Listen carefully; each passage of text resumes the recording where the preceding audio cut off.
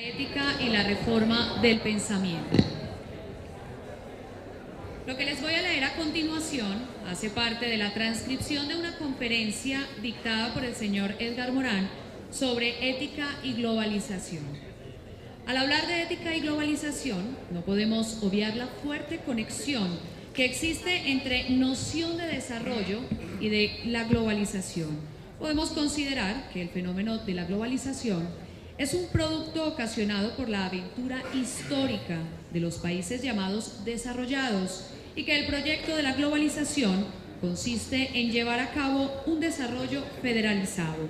Si consideramos la noción de desarrollo desde un punto de vista ético, debemos saber que no existe ningún tratado ético posible si pensamos que el concepto de desarrollo tiene como núcleo una noción ética y económica. Es un concepto que contiene en sí mismo los conceptos de utilitarismo y de cualidad. Saludamos entonces a esta nutrida mesa al doctor Nelson Vallejo Gómez, director de la Oficina de Relaciones Internacionales de la Enseñanza Escolar del Ministerio de Educación Nacional de Francia. Él será nuestro moderador. Y a los panelistas, el doctor Edgar Morán, sociólogo y filósofo francés, el doctor Belisario Betancourt, expresidente de la República, el doctor César Gaviria Trujillo, expresidente de la República, el doctor Jaime Posada, director de la Academia Colombiana de la Lengua, y el doctor Daniel García Peña, director de Relaciones Internacionales del Distrito Capital. Bienvenidos.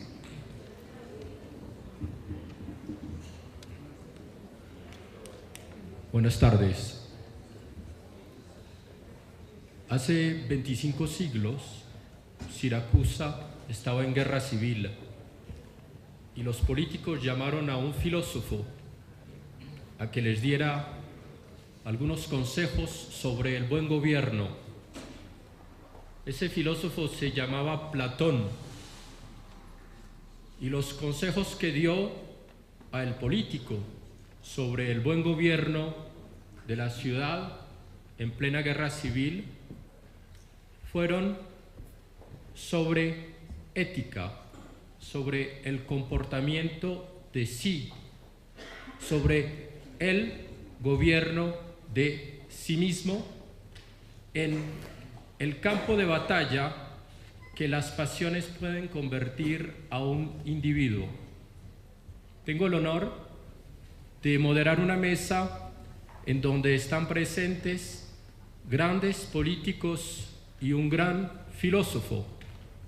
Podríamos de manera binaria decir que es la mesa entre la teoría y la práctica, entre el consejo filosófico y la decisión concreta de actuar.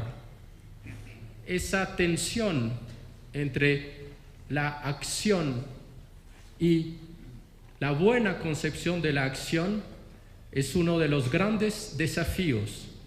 Por eso Platón decía que se acabarán los males en la ciudad y en los estados cuando el rey, el político, el que debe actuar, tomar la decisión en medio de la incertidumbre, sea un filósofo. Pues bien, la pregunta es, cuando se ha gobernado a una nación, cuando se ha gobernado en medio de la incertidumbre, se ha tenido que tomar decisiones. ¿Cuáles son las lecciones que se pueden dar y tener y que puedan ser de carácter filosófico? Es decir, en las crisis de la globalización, ¿cuál es la ética? Es decir, entre el buen gobierno de sí mismo, que es lo propio de la ética, y el buen gobierno de la ciudad, que es lo propio de un buen gobernante, ¿cuáles son las relaciones que se establecen?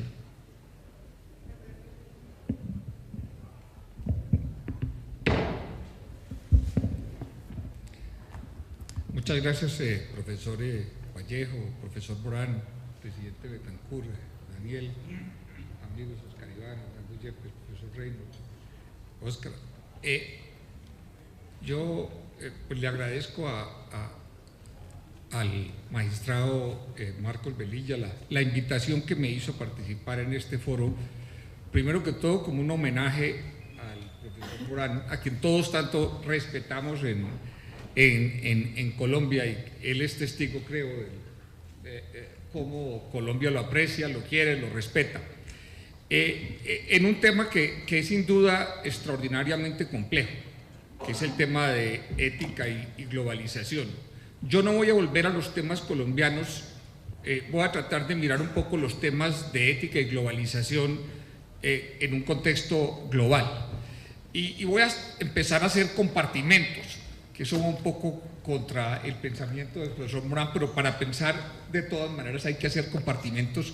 La globalización tiene, digamos, dos dimensiones, o tres, tiene muchas, pero hay una dimensión de naturaleza política y cultural y hay una dimensión económica en la globalización, y las dos son supremamente importantes, y mi creencia es que la política es mucho más grande y mucho más arrasadora que la globalización económica.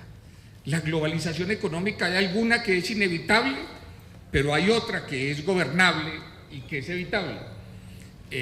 En cambio, en la globalización política prácticamente no hay cómo aislarse de ella. ¿Y por qué no hay cómo aislarse de ella?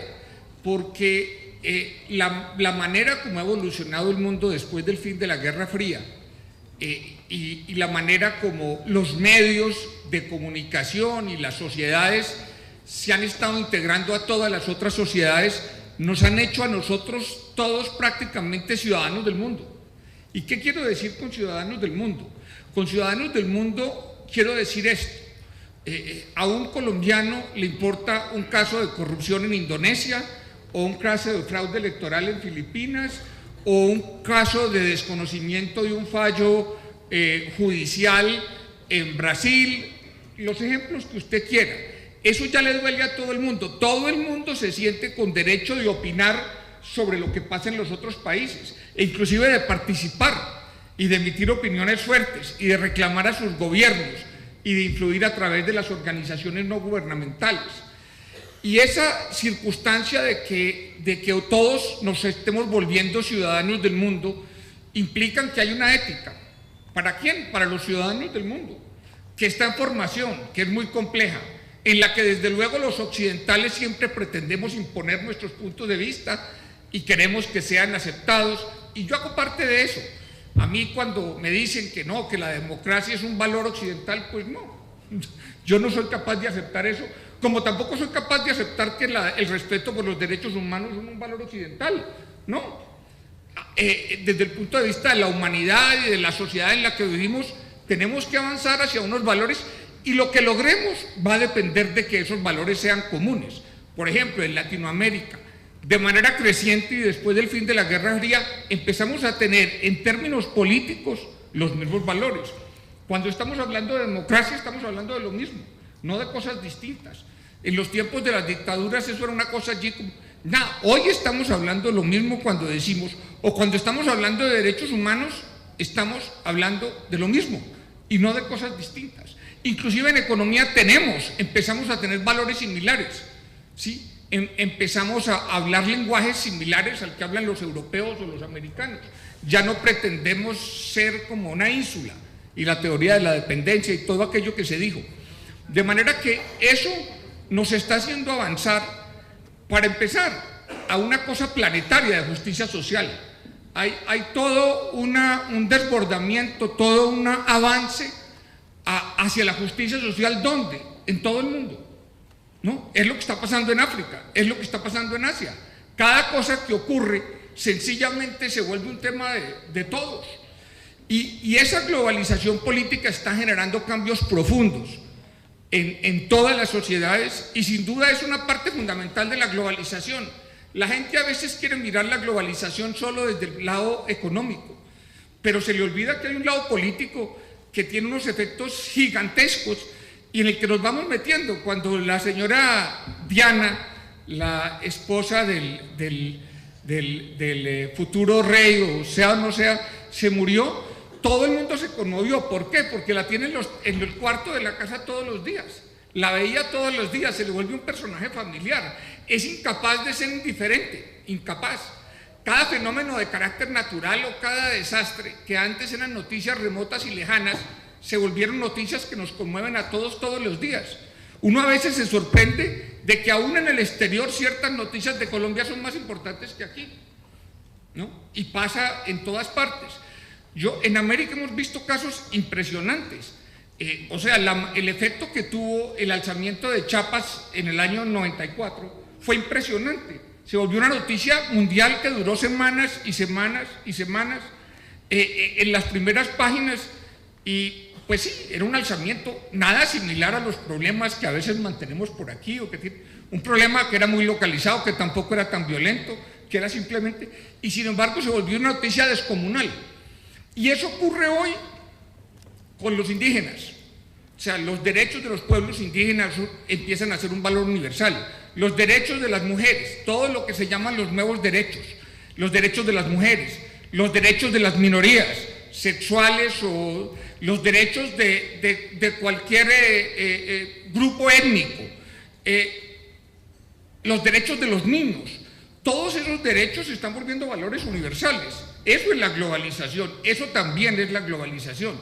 Desde luego existe la globalización económica, que entre otras cosas también tiene dos aspectos muy distintos. El uno que es el comercial y el otro que es el financiero, que es el que nos tiene con tantos líos. Yo no voy a defender el comercial, pero el comercial tiene una virtud, que es con reglas. Los países acuerdan unas reglas por las cuales se van a comportar. Uno puede estar en desacuerdo con las reglas, pero hay reglas. En la financiera prácticamente nos quedamos sin reglas y se ha dado un fenómeno desbordado, sin control, sin supervisión, que tiene a la economía mundial y al mundo en bastante zozobra. Ahora, hay unos aspectos de la globalización económica que tienen mucho que ver con ética, y son los siguientes. La globalización económica genera una cantidad de problemas y de fenómenos de naturaleza ética que son muy complicados de manejar por los gobiernos y que generan las mayores resistencias a la globalización. Hablo de los salarios de los trabajadores. Está meridianamente claro que la globalización, el comercio, benefician mucho a los trabajadores calificados y muy poco a los no calificados, si es que no los perjudican. Hay toda una tendencia mundial a creer que la globalización ha bajado los estándares ambientales. Hay toda una convicción y un número de personas diciendo que está destruyendo los sistemas impositivos, la tributación de los países, que se han creado tales vínculos que los países están perdiendo el manejo de su tributación. Las regiones exportadoras se benefician y las no exportadoras no se benefician. Hay toda una cantidad, los trabajadores en todo el mundo se sienten menoscabados en sus derechos, y es un poco extraño, pero todo el mundo se siente menoscabado. Es como una incertidumbre de carácter permanente que no se detiene, nunca hay certidumbre. Cada día nos tenemos que enfrentar a un mundo completamente incierto en lo económico, en lo político, y eso es, digamos, como lo que yo considero los grandes desafíos éticos de una sociedad que se está volviendo de veras en lo político una sociedad global, y estamos tratando de movernos hacia tener los mismos valores en todas partes y a que a todos nos duela lo que pasa en todas partes. Los mismos sistemas políticos están siendo fruto, digamos, están recibiendo la influencia y el ataque de la globalización política. ¿Qué quiero decir?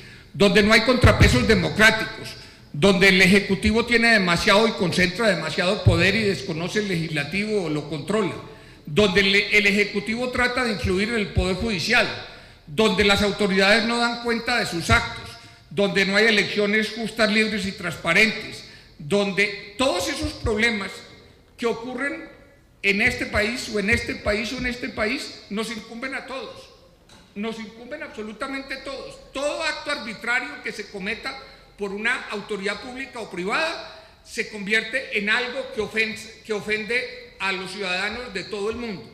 Y yo creo que esa es mi visión y mi concepción de la dimensión de globalización y ética, que es un tema de una vastedad increíble. Yo pues aquí he dicho unas poquitas cosas, pero es de una vastedad impresionante. En Colombia, y un poco siguiendo el desafío que nos hizo el profesor Vallejo, yo quiero decir esto, en cuanto a las preocupaciones que yo pude tener como gobernante, y yo creo que muchos lo podemos compartir. Colombia tuvo un momento muy especial con la constituyente, un momento donde la ética prevaleció sobre la política y sobre todos los demás factores. Es un documento que une a los colombianos, porque puede haber distintas interpretaciones, pero personas de todos los sectores y de todos los niveles que tienen en cuenta toda la diversidad de la sociedad, se amarraron allí para producir un documento que ante todo, claro, tiene un valor legal, es un papel fundacional, pero tiene un valor ético, educa. La gente lo mira como una manera de educarse, de ver sus derechos, de no ser víctima de arbitrariedades.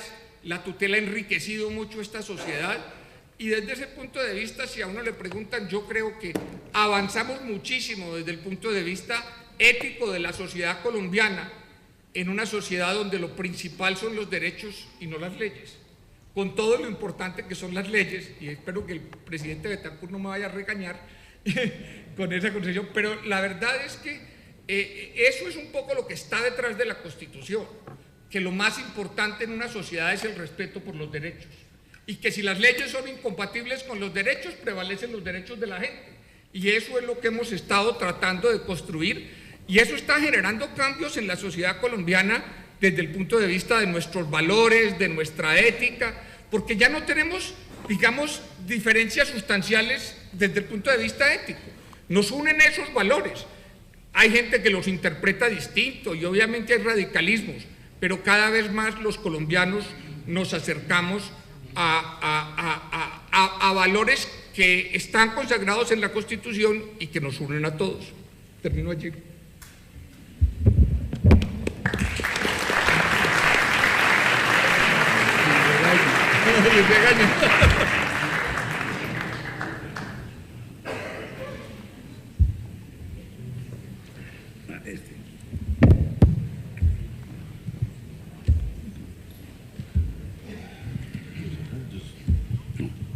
Gracias.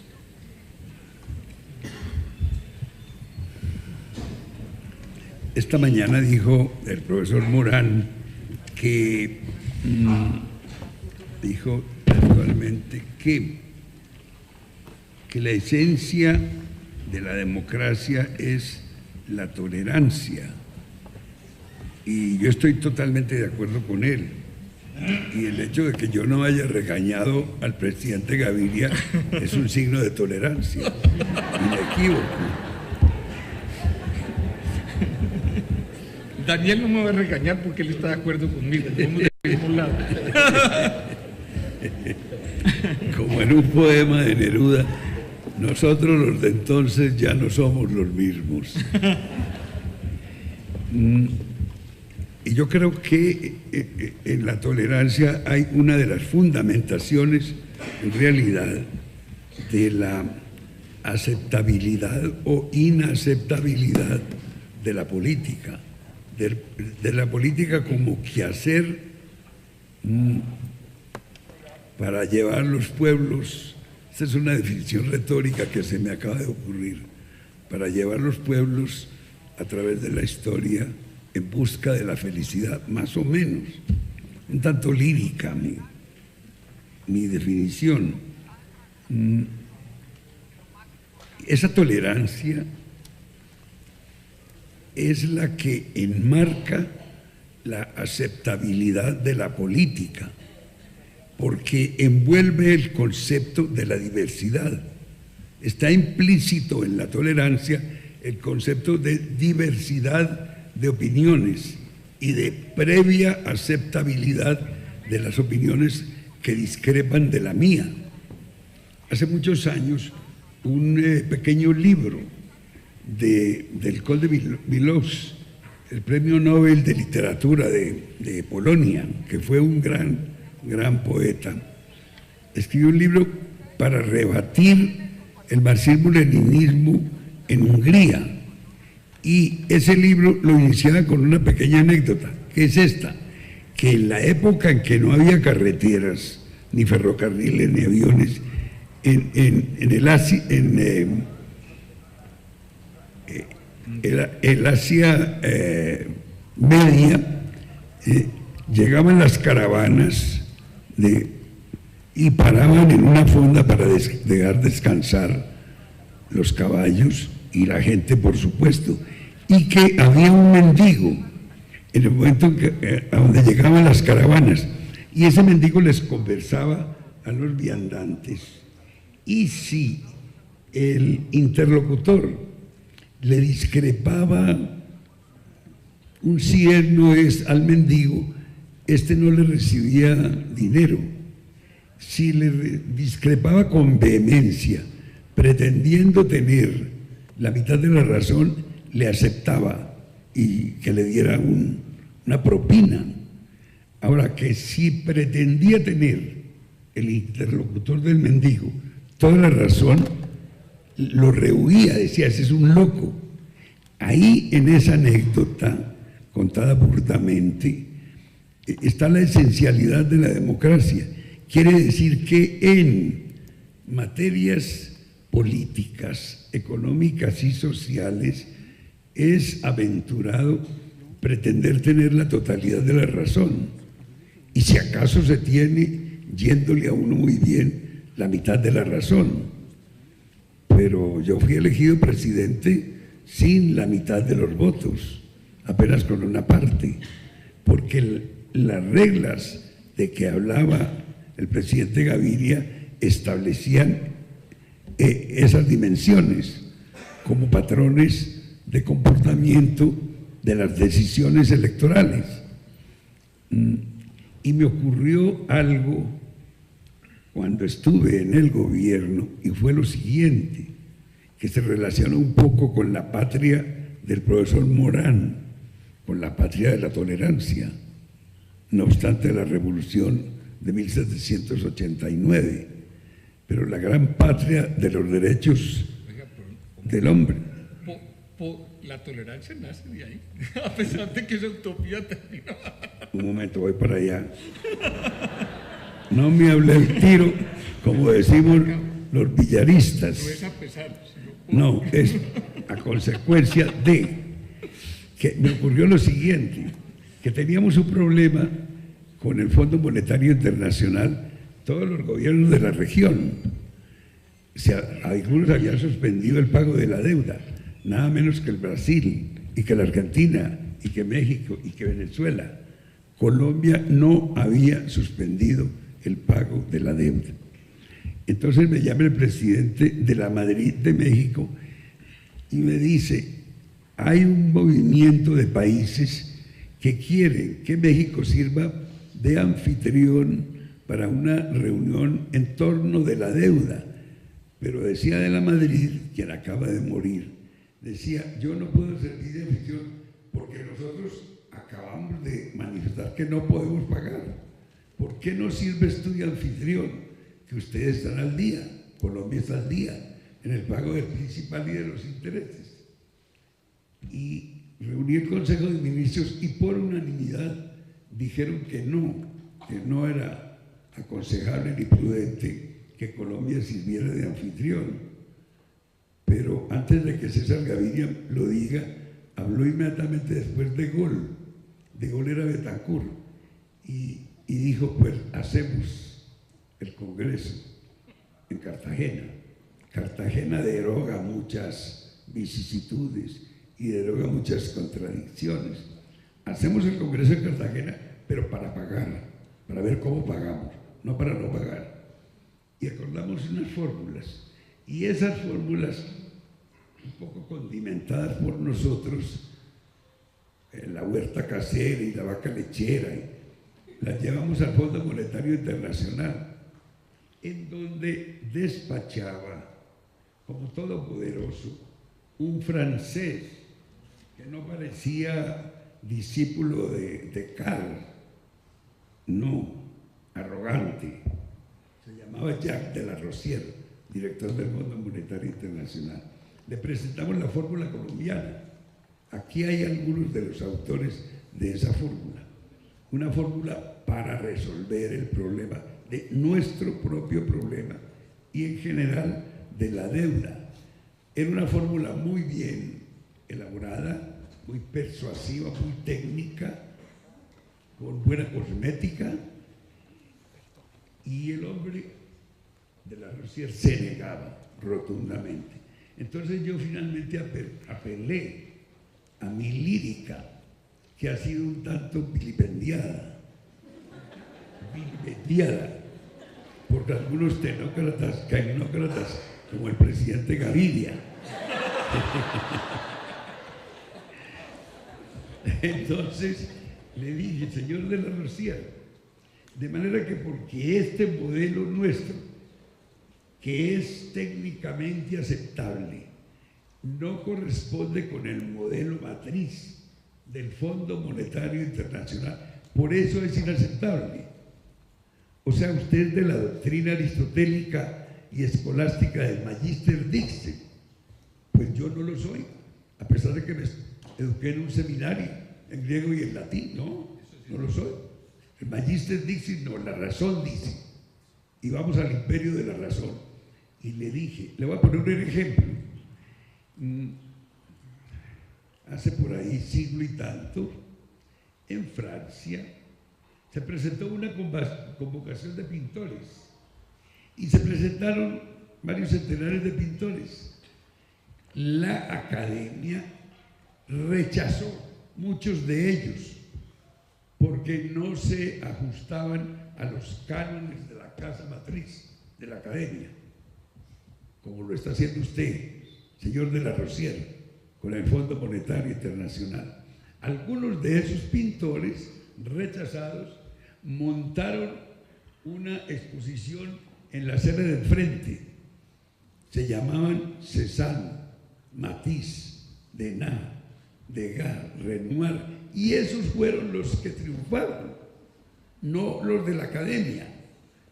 ¿Usted por qué no nos deja a nosotros, subdesarrollados, que nuestra fórmula, aunque no se ajuste al de la casa matriz, nos sirva, sea válida?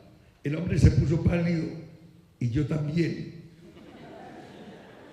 Él de la furia y yo también de la furia, pero mi furia era subdesarrollada. Entonces no tenía mucha cosmética y siguió la discusión y le puse otros ejemplos. Y los que triunfaron fueron los que no se ajustaron a los cánones. Otros ejemplos. En Montparnasse, en el Café de Lila, hay todavía una mesa en la cual se sentaban a tomar la marihuana de entonces Verlaine, Rimbaud, Baudelaire. Esos no estaban en la escuela, no se ajustaban a los cánones, se llamaban los poetas malditos. Esos fueron los que triunfaron en Francia y establecieron una nueva poesía universal. Y usted, señor de la Rosier, paisano de Descartes y de Degas, usted se niega a aceptarnos. Finalmente nos aceptó a regañadientes. Esta tarde algunas personas me han expresado cierta perplejidad porque el tema del pensamiento complejo es un tanto a ratos esotérico. Y es cierto, es un tema nuevo. No es la filosofía consuetudinaria en la que a mí me enseñaron los socráticos, los presocráticos, los platónicos, los aristóteles. No, es una filosofía nueva. Y el hombre nuevo que la proclama está aquí con nosotros. Es un hombre nuevo de 90 años que ha triunfado en el mundo entero con esa filosofía a la cual hay que aplicar cierta mesura en su aproximación a ella. Pero es aplicable, como lo hemos demostrado en varios seminarios y como se ha visto en las distintas ponencias durante el día, es aplicable al quehacer diario. César Gaviria lo acaba de demostrar, cómo se compenetra la política nueva con esta nueva filosofía. Por lo cual yo, de nuevo, me inclino reverente ante el profesor Edgar Morán. Qué privilegio el que estamos recibiendo hoy de tener a este hombre con nosotros. Viva el profesor Edgar Morán. Gracias.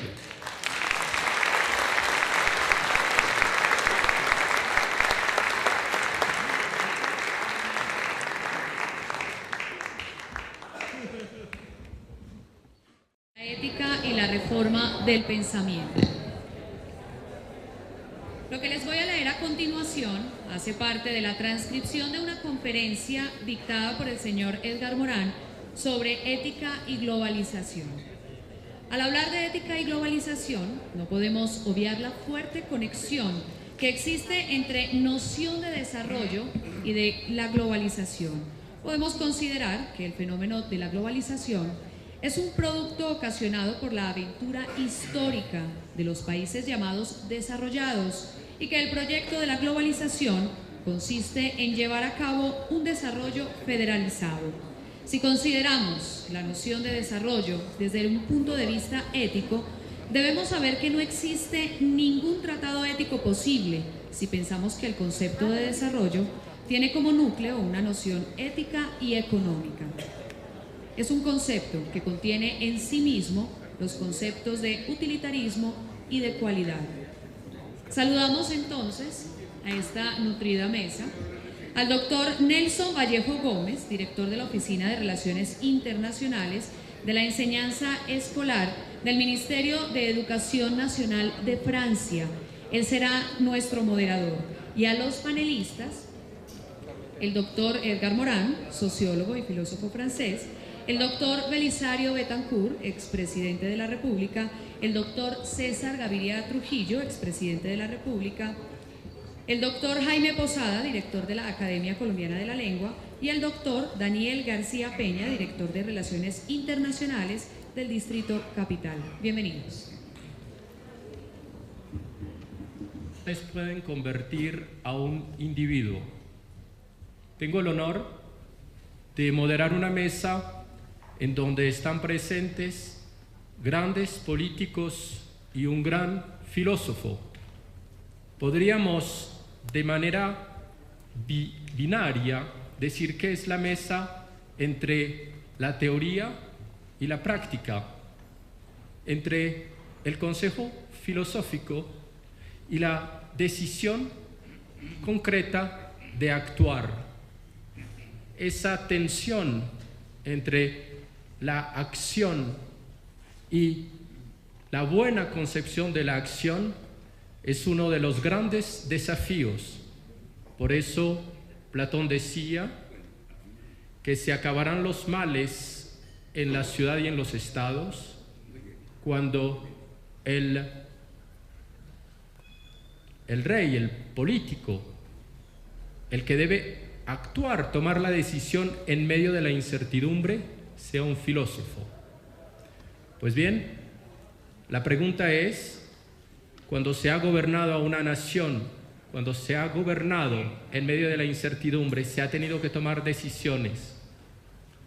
¿Cuáles son las lecciones que se pueden dar y tener y que puedan ser de carácter filosófico? Es decir, en las crisis de la globalización, ¿cuál es la ética? Es decir, entre el buen gobierno de sí mismo, que es lo propio de la ética, y el buen gobierno de la ciudad, que es lo propio de un buen gobernante, ¿cuáles son las relaciones? Buenas tardes.